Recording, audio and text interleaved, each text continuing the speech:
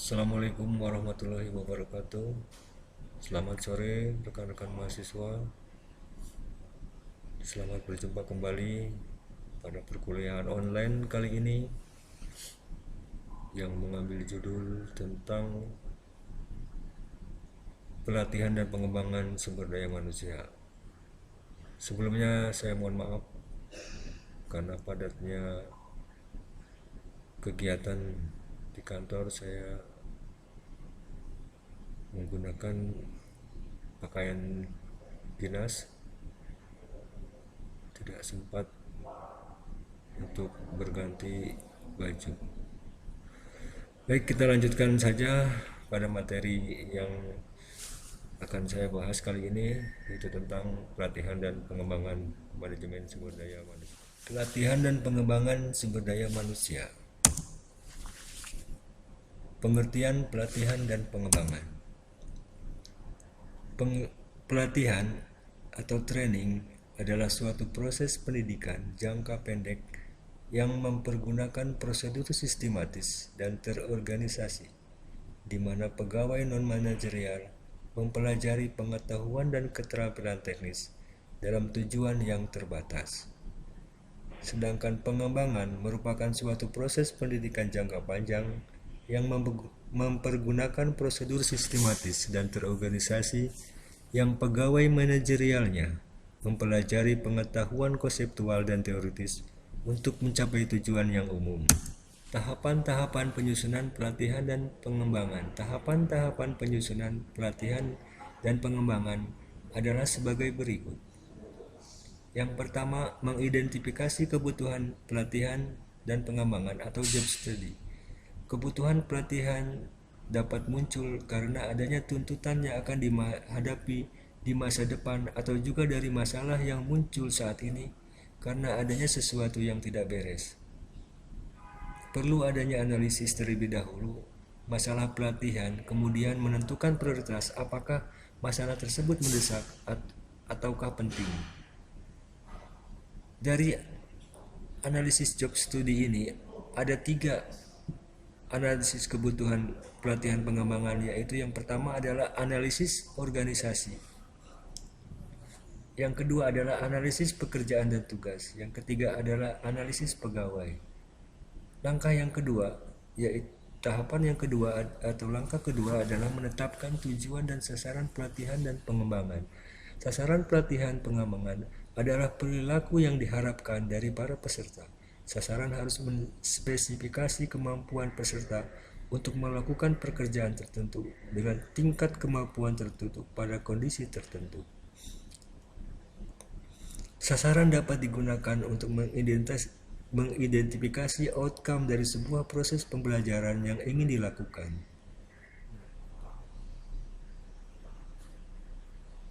Berikutnya adalah menetapkan kriteria keberhasilan dengan alat ukurnya. Maksudnya adalah jika sebagian besar trainer menunjukkan adanya penguasaan, maka dapat disimpulkan proses pelatihan tersebut efektif. Untuk mengetahui adanya penguasaan yang meningkat, sebelum pelatihan dilakukan ujian tentang taraf penyesuaian penguasaan trainer atau pretest, dan dibandingkan dengan hasil ujian yang diberikan setelah pelatihan diberikan, kemudian dihitung taraf kontribusinya. Yang keempat adalah mengadakan percobaan tryout atau revisi.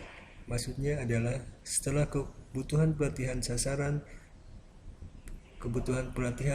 pelatihan ditetapkan, kriteria keberhasilan dan alat ukurnya dikembangkan, bahan untuk pelatihan dan metode latihan disusun dan ditetapkan, maka langkah berikutnya adalah melakukan uji coba paket penelitian. Uji coba rancangan penelitian dilakukan dengan menyajikan kepada beberapa orang yang bisa mewakili. Melalui uji coba, kita dapat mengetahui keterlaksanaan dan manfaat modul dalam kegiatan pelatihan sebelum modul tersebut diproduksi atau digunakan secara umum. Langkah yang keenam yaitu mengimplementasikan dan mengevaluasi. Maksudnya adalah setelah memperbaiki kekurangan pada rancangan penelitian, maka rancangan tersebut dapat diterapkan kepada karyawan. Secara garis besar, dalam penyelenggaraan pelatihan ada 2 hal penting yang perlu dilakukan oleh panitia penyelenggara, yaitu tahap persiapan dan tahap pelaksanaan. Tahap persiapan merupakan contohnya adalah pemberitahuan atau undangan kepada peserta, pemberitahuan undangan kepada fasilitator atau narasumber, menetapkan tempat penyelenggaraan, mempersiapkan kelengkapan bahan pelatihan, dan mempersiapkan konsumsi. Untuk tahap pelaksanaan, secara umum dalam pelaksanaan pelatihan adalah pembukaan pelatihan, pencairan suasana, pembahasan materi, rangkuman, evaluasi, dan tindak lanjut pelatihan. Selanjutnya yaitu faktor-faktor yang perlu diperhatikan dalam pelatihan dan pengembangan. Apa saja faktor-faktor yang perlu diperhatikan? Yang pertama adalah perbedaan individu pegawai atau individual difference. Tiap-tiap individu mempunyai ciri khas yang berbeda satu sama lain, baik mengenai sifat, tingkah laku, bentuk, badan, maupun dalam pekerjaannya. Oleh karena itu, dalam merencanakan dan melaksanakan suatu pelatihan, harus diingat adanya perbedaan individu ini. Perbedaan dapat nampak pada waktu para karyawan mengerjakan suatu pekerjaan yang sama dengan diperoleh hasil yang berbeda. Yang kedua adalah hubungan dengan analisis jabatan atau relation to job analysis. Tugas utama dari analisis jabatan untuk memberikan pengertian akan tugas yang dilaksanakan di dalam suatu pekerjaan, serta untuk mengetahui alat-alat apa yang dipergunakan dalam menjalankan tugas itu. Untuk memberikan pelatihan pada karyawan, terlebih dahulu harus diketahui keahlian yang dibutuhkan. Dengan demikian, program dari pelatihan dapat diarahkan atau ditujukan untuk mencapai keahlian itu. Suatu pelatihan yang tidak disesuaikan dengan bakat, minat, dan lapangan kerja karyawan berakibat merugikan berbagai pihak, yaitu karyawan, perusahaan, dan masyarakat. Yang ketiga yaitu motivasi. Motivasi dalam pelatihan sangat perlu sebab pada dasarnya motif yang mendorong karyawan untuk menjalankan pelatihan tidak berbeda dengan motif yang mendorong untuk melakukan tugas pekerjaannya. Berikutnya adalah partisipasi aktif. Partisipasi aktif atau active participation. Di dalam pelaksanaan pendidikan pelatihan, para trainer harus turut aktif mengambil bagian di dalam pembicaraan mengenai pelajaran yang diberikan, sehingga akan menimbulkan kepuasan kepada peserta apabila saran-sarannya diperhatikan dan dipergunakan sebagai bahan pertimbangan untuk memecahkan kesulitan yang mungkin timbul. Berikutnya yang kelima adalah seleksi peserta atau selection of train. Pelatihan sebaiknya diberikan kepada mereka yang berminat dan menunjukkan bakat untuk dapat mengikuti latihan itu dengan berhasil. Dengan demikian, apabila latihan diberikan kepada mereka yang tidak mempunyai minat, bakat, dan pengalaman, kemungkinan berhasilnya akan sedikit sekali. Oleh karena itu, sangat perlu diadakan seleksi. Yang keenam adalah seleksi instruktur atau selection of trainer. Berhasil atau tidaknya seorang melakukan tugas sebagai pengajar tergantung ada tidaknya persamaan kualifikasi orang tersebut dengan kualifikasi yang tercantum dalam analisis jabatan mengajar. Itulah sebabnya seorang trainer yang baik harus mempunyai kecakapan sebagai berikut. Yang pertama, pengetahuan yang baik, yang mendalam, dan mempunyai kecakapan yang baik. Yang kedua, mempunyai rasa tanggung jawab dan sadar akan kewajiban, bijaksana dalam segala tindakan dan sabar, dapat berpikir secara logis, mempunyai kepribadian yang menarik, dan memiliki pelatihan sebagai trainer.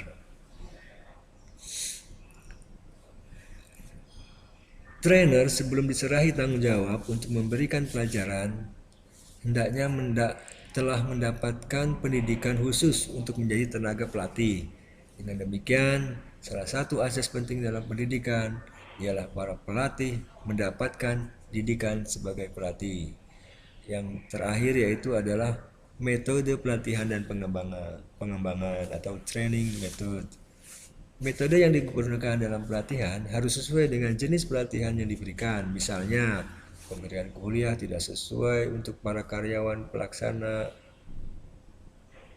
Untuk karyawan pelaksana hendaknya diberikan lebih banyak peragaan di samping pelajaran teori. Jadi lebih banyak prakteknya. Itu contoh-contoh faktor-faktor yang perlu diperhatikan dalam pelatihan dan pengembangan. Berikutnya adalah metode pelatihan dan pengembangan.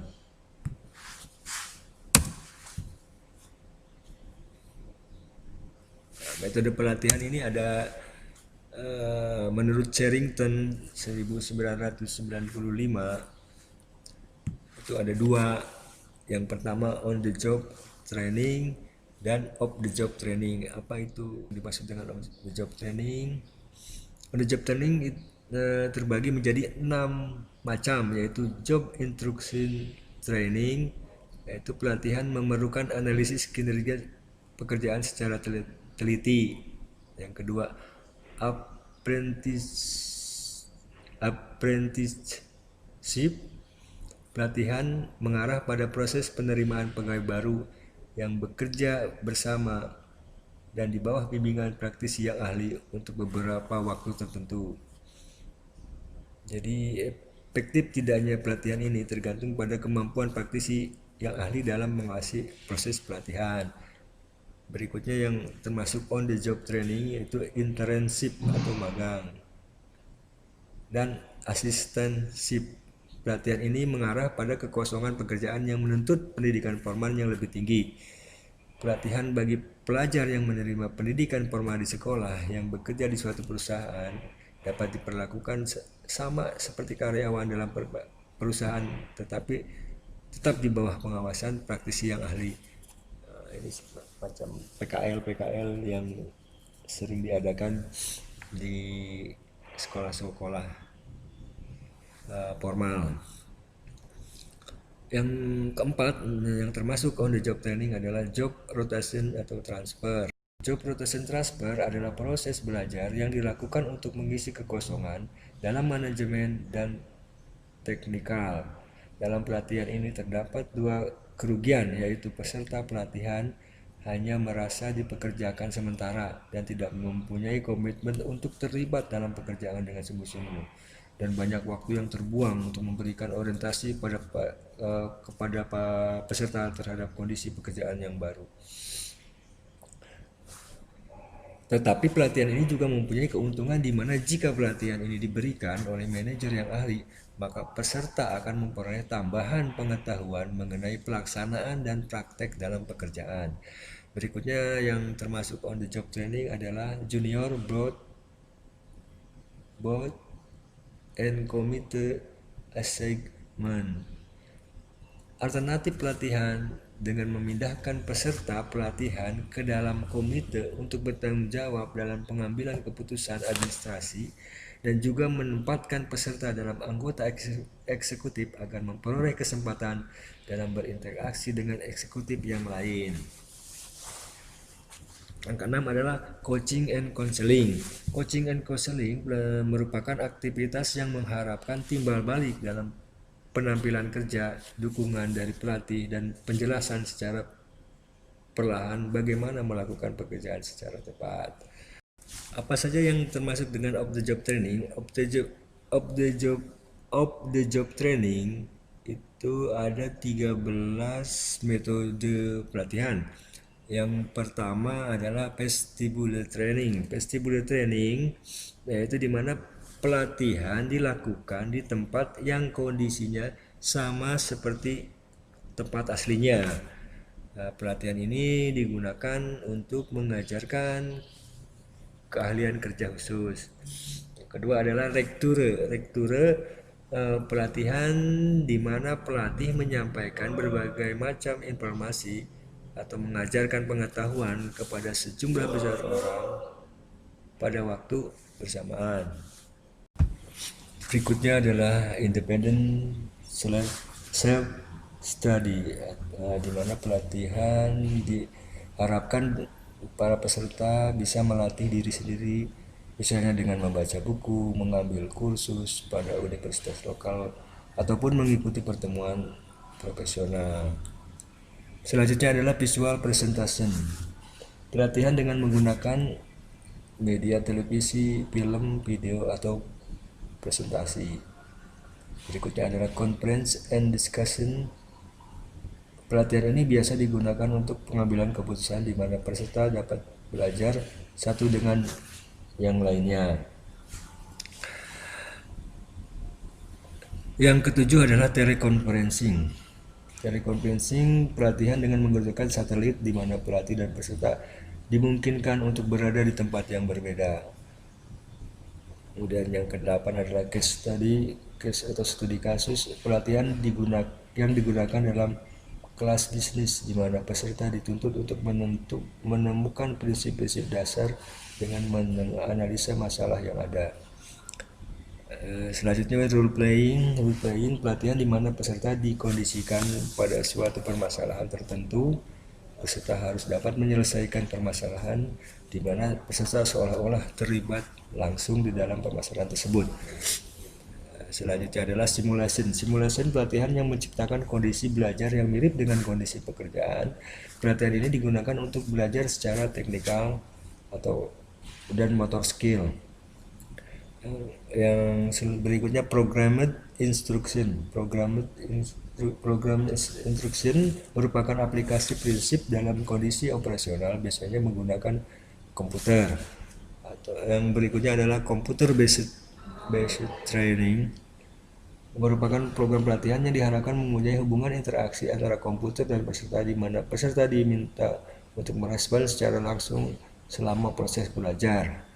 Yang selanjutnya laboratory training. Pelatihan ini terdiri kelompok-kelompok diskusi yang tidak beraturan di mana peserta diminta untuk mengungkapkan perasaan mereka antara satu dengan yang lain. Tujuannya adalah menciptakan kewaspadaan dan meningkatkan sensitivitas terhadap perilaku dan perasaan orang lain maupun dalam kelompok. Selanjutnya ada program group exercise. Dan yang terakhir, pelatihan yang melibatkan peserta untuk bekerja sama dalam memecahkan suatu permasalahan. Program ini disusun berdasarkan standar kompetensi kerja nasional Indonesia atau SKKNI, standar internasional atau standar khusus. Ini sendiri disusun berdasarkan kebutuhan lapangan usaha yang sekurang-kurangnya memuat kompetensi teknis, pengetahuan, dan sikap kerja.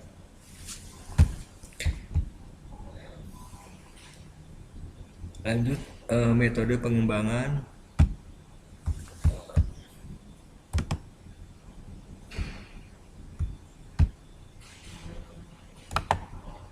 Ada 9 metode pengembangan. Yang pertama ada metode pengembangan karyawan yang bisa dilakukan, yaitu yang pertama pelatihan. Pelatihan merupakan program umum untuk mengembangkan tenaga kerja. Bentuknya bisa pelatihan di dalam perusahaan atau atau disebut internal training, atau di luar perusahaan external training. Pendidikan merupakan pengembangan karir melalui pendidikan ini biasanya bersifat khusus. Ini ditujukan untuk karyawan terbaik yang dianggap perlu mengembangkan pendidikannya karena pendidikan yang sebelumnya atau yang sekarang belum cukup. Berikutnya adalah magang. Seperti hanya pelatihan, magang kerja bisa dilakukan di dalam perusahaan atau di luar perusahaan. Magang di dalam perusahaan biasanya lintas departemen dengan durasi 1-3 bulan. Job enrichment, pengembangan karyawan. Melalui program ini adalah penambahan tugas dan tanggung jawab di posisi yang sama. Jadi memberikan tugas tambahan terhadap seorang karyawan tersebut. Contohnya karyawan mendapat tugas menggantikan atasan yang sedang cuti atau dinas luar, atau mungkin juga mengisi jabatan baru yang belum sebelumnya tidak ada tingkatan, berbeda tingkatan. Biasanya karyawan yang dilibatkan dalam program job and treatment ini adalah karyawan yang menonjol di antara karyawan lain. Lanjut ke model pelatihan dan pengembangan. Metode pengembangan. Jadi metode pengembangan kita lihat yang pertama adalah tadi kita disebutkan bahwa tujuan prinsip dasarnya adalah tujuan pelatihan dan pengembangan itu didasarkan atas kebutuhan individu atau tujuan organisasi. Kemudian ada metode pengembangan. Metode pengembangan ini berisikan tentang teori-teori belajar, metode pelatihan. Kemudian setelah perencanaan metode pelatihan itu ada program pelatihan dan pengembangan. Ada setelah metode, menentukan metodenya, kemudian menentukan programnya, didukung oleh dukungan dana atau dukungan pimpinan yang ada. Dan terakhir adalah evaluasi pelatihan. Evaluasi pelatihan dan pengembangan. Evaluasi pelatihan dan pengembangan ini merupakan tanggung jawab daripada personalia atau tanggung jawab pengawas. Itu metode pengembangan menurut Andrew Sikula 1981. Lanjut prinsip penyelenggaraan pelatihan pengembangan SDM. Prinsipnya ada 4 prinsip pelatihan pengembangan. Ada 4 prinsip pelatihan dan pengembangan. Yang pertama adalah relevansi. Prinsip relevansi bahwa pelatihan dan pengembangan memiliki relevansi dengan tuntutan ilmu pengetahuan dan teknologi, atau disebut dengan relevansi epistemologis. Terus juga tuntutan potensi peserta didik atau relevansi psikologis, serta tuntutan dan kebutuhan perkembangan masyarakat atau relevansi sosiologis. Yang kedua adalah prinsip efektivitas. Prinsip efektivitas ini mengusahakan agar kegiatan pelatihan dan pengembangan mencapai tujuan tanpa kegiatan yang mubazir baik secara kualitas maupun kuantitas. Yang ketiga adalah prinsip efisiensi. Prinsip efisiensi yaitu mengusahakan agar dalam pelatihan dan pengembangan dapat mendayagunakan waktu, biaya, dan sumber lain yang ada secara optimal, cermat, tepat sehingga hasilnya memadai. Yang berikutnya adalah prinsip berkesinambungan atau kontinuitas. Ini adanya kesinambungan antara pelatihan dan pengembangan baik secara vertikal maupun secara horizontal. Lanjut, alat kendalinya. Itu ada pimpinan pelatihan, monitoring suatu pelatihan. Jadi pimpinan dapat merupakan pengendali program, monitoring suatu pelatihan, dimonitor terus diawasi, terus aturan-aturannya tidak diterapkan. Jadi aturan-aturan telah diterapkan merupakan alat kendali program agar program dapat berjalan sesuai tujuan yang ingin dicapai. Kemudian yang berikutnya adalah yang terakhir, evaluasi program pelatihan dan pengembangan. Evaluasi program pelatihan dan pengembangan itu menurut Goldstein dan Buxton ada beberapa, ada 4 level atau ada empat kriteria. Yang pertama adalah kriteria reaksi atau pendapat. Reaksi dilakukan untuk mengukur tingkat reaksi yang didesain agar mengetahui opini para peserta pelatihan mengenai program pelatihan. Jadi untuk mengetahui sejauh mana daya serap peserta program pelatihan pada materi pelatihan yang diberikan. Nah, itu melalui pendapat. Hasil untuk menguji dampak pelatihan terhadap kelompok kerja atau organisasi secara keseluruhan. Hasilnya itu dampaknya terhadap kelompok kerja.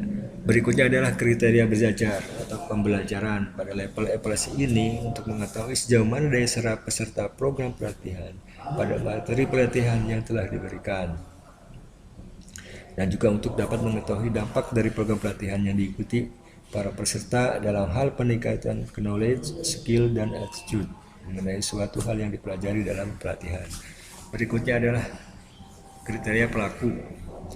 Ya, diharapkan dengan setelah mengikuti pelatihan terjadi perubahan tingkah laku peserta atau karyawan dalam melakukan pekerjaan, dan juga untuk mengetahui apakah pengetahuan, keahlian, sikap yang baru sebagai dampak dari program pelatihan benar-benar dimanfaatkan dan diaplikasikan di dalam perilaku kerja sehari-hari dan berpengaruh secara signifikan terhadap peningkatan kinerja atau kompetensi di unit kerjanya masing-masing.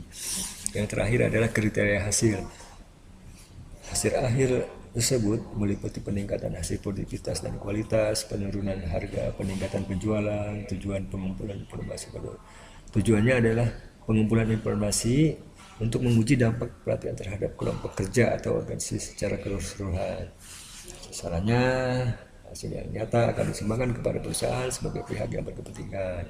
Walaupun tidak memberikan hasil yang nyata bagi perusahaan dalam jangka pendek, bukan berarti program pelatihan tersebut tidak berhasil. Ada kemungkinan berbagai faktor yang mempengaruhi hal tersebut, dan sesungguhnya hal tersebut dapat segera diketahui penyebabnya sehingga dapat menjadikan